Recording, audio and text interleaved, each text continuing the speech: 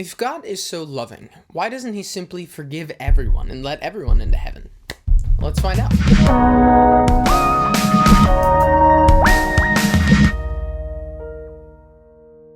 Underneath that question/accusation is an assumption that love and wrath are somehow mutually exclusive.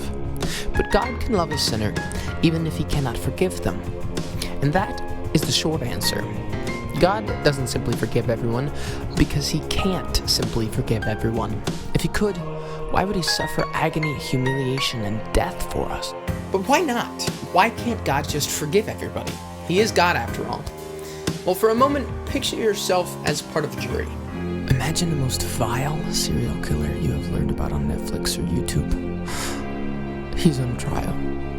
The evidence against him is undeniable, and the jury is unanimous. You all find him guilty. Now imagine if the judge said this: "The court has found you guilty of all charges, but I am a loving judge, and so I forgive you.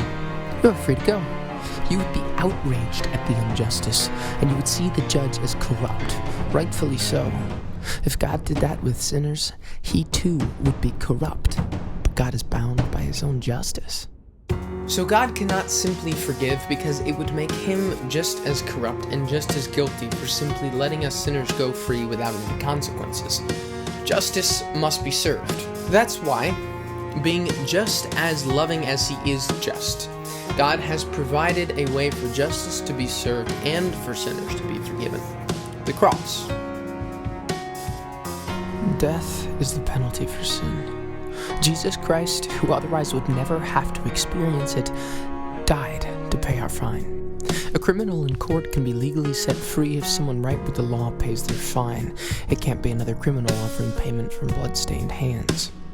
Jesus is the citizen right with the law, who paid our price, took our sin upon him, was killed, and felt the full wrath of the Father, so that now God can legally forgive us.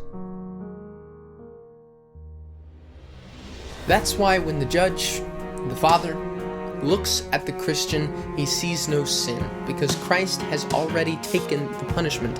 He has paid the debt. Instead, he sees the perfection of Christ himself, just like the judge sees the law-abiding citizen instead of the crimes of the convict when that citizen pays the fine.